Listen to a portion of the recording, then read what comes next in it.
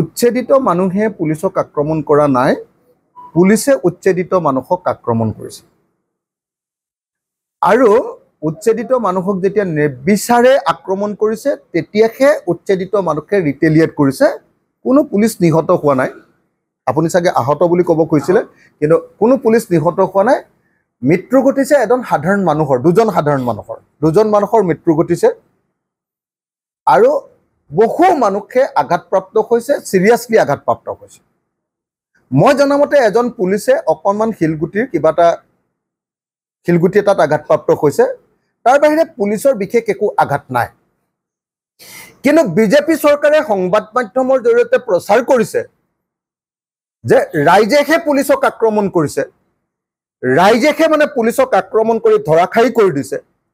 কিন্তু আচলতে আচল কথাটো হ'ল যে পুলিচে ফৰেষ্ট ডিপাৰ্টমেণ্টক লগত লৈ পাইকান অঞ্চলৰ এখন ৰাজহ গাঁৱত, আচুডুবি নামৰ এখন ৰাজহ গাঁৱত মানুহ অহা যোৱা কৰা পকী ৰাস্তাটো খান্দি আছিলে, জেচিবি লৈ ফকলেণ্ড লৈ খান্দি আছিলে।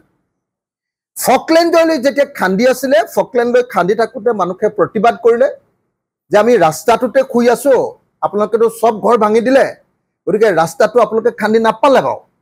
এইবুলি যেতিয়া ক'লে তেতিয়া পুলিচে লাঠিচাৰ্জ কৰিলে। লাঠিচাৰ্জ কৰোঁতে মানুহবিলাকে তেতিয়া তাৰ বিৰুদ্ধে আন্দোলন কৰি থাকিলে, প্ৰতিবাদ কৰোঁতে তেওঁলোকে গুলিয়াই দিলে। আৰু গুলিয়াই দিয়াৰ পাছতহে আমি দেখিবলৈ পাইছোঁ যেতিয়া এজন মানুহ মৰি গৈছে, দুজন মানুহ মৰি গৈছে, তেতিয়া সময়ত আমি দেখিবলৈ পাইছোঁ যে কিছুমান ৰাইজে হাতত লাঠি আৰু শিলগুটি দলিওৱা আমি দেখিবলৈ পাইছোঁ। আৰু দেখিছোঁ যে বহু দূৰৰ পৰা ৰাইজে লাঠিৰ কোব দিছে,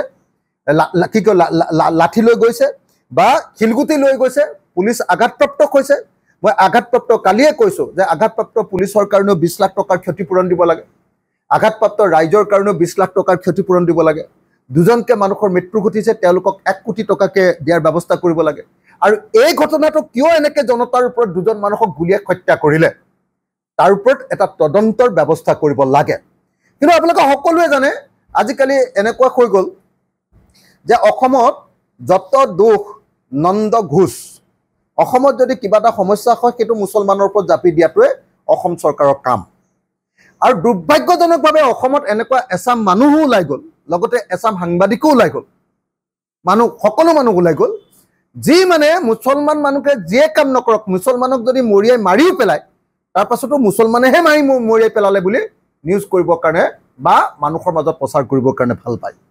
সেইকাৰণে আমি সঁচা কথা কোৱা মানুহ, আমি মানুহৰ পক্ষত থকা মানুহ।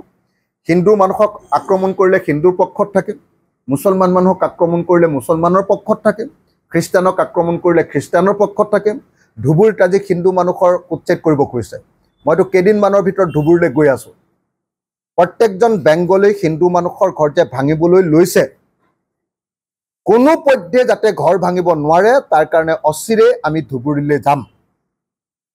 যেনেকৈ মই আপোনালোকে দেখিছিলে যে মই বিলাচীপাৰালৈ গৈছিলোঁ, তেনেকৈ মই ধুবুৰীলৈ যাম, কাৰণ তাত হিন্দু মানুহৰ ঘৰ ভাঙিবলৈ লৈছে।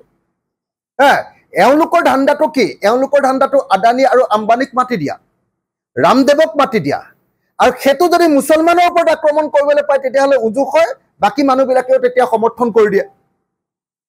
গতিকে মই ভাবোঁ যে কালিৰ যিটো ঘটনা, সেই ঘটনাটোত আচলতে পুলিচে আক্ৰমণ কৰিছে, পুলিচে দুজন মানুহক নিহত কৰিছে, হত্যা কৰিছে, পুলিচে বহুত মানুহক আঘাতপ্ৰাপ্ত কৰিছে আৰু পুলিচকো আঘাতপ্ৰাপ্ত কৰিছে ৰিটেলিয়েট কৰি পিছত পৰৱৰ্তী সময়ত। গতিকে এই ঘটনাটোৰ তদন্ত হ'ব লাগে আৰু তদন্ত হৈ উচিত শাস্তি দিয়াৰ ব্যৱস্থা গ্ৰহণ কৰিব লাগে। কিন্তু এই যে প্ৰচাৰ মাধ্যমৰ জৰিয়তে বিজেপি চৰকাৰে ব্যাপক ৰূপত বাংলাদেশী আক্ৰমণ কৰিলে অসমৰ পুলিচক, বাংলাদেশী আক্ৰমণ কৰিলে অসমৰ পুলিচক, এই ধৰণৰ যিটো অপপ্ৰচাৰ চলাইছে, এইটো শুদ্ধ অপপ্ৰচাৰ, এইটো অশুদ্ধ অপপ্ৰচাৰ, এইটো বেয়া ভুল কথা এটা প্ৰচাৰ কৰি আছে।